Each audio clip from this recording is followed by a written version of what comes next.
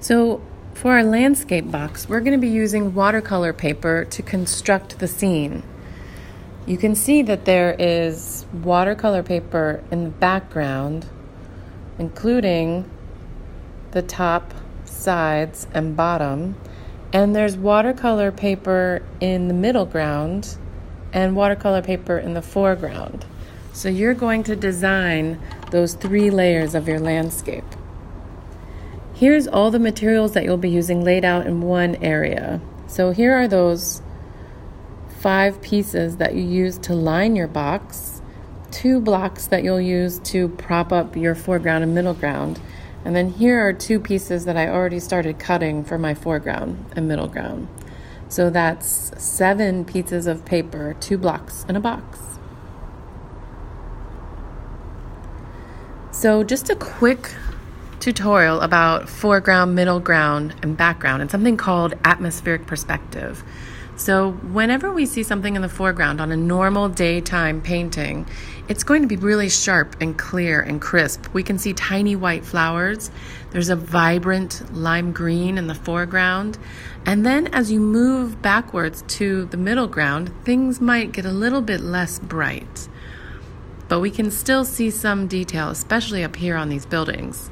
And by the time you get to the background, look at the most distant mountain. Things appear to get light, more gray, more blue. They're not quite as bright as they are when we're up close to them. This is the way our eyes see into the distance. And so when we see colors change in a work of art, it also helps us believe that landscape. This is a simplified version of how something might appear to get lighter as you move backwards. In this image, in the foreground, there's a dark gray. In the middle ground, there's a medium gray. And in the background, there's a light gray. While there's detail in all 3 layers, we can still get that sense of depth or space and believe this as a landscape that recedes into the background.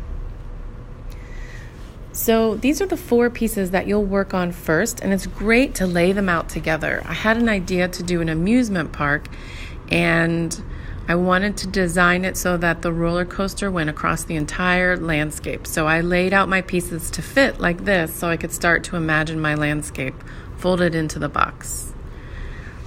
This is how I started working on my mountain landscape. I used some markers to lightly color in paper and then a wet brush to water down and make this light background. And this is a second step of my amusement park landscape where I'm working on the middle ground and making sure that I'll like where my large Ferris wheel will go in connection with the roller coaster. So you're just starting today. You can lay things out, pencil them in. If you're ready to add some color to your background, you're welcome to do that. But it's a great first day to begin. Thanks.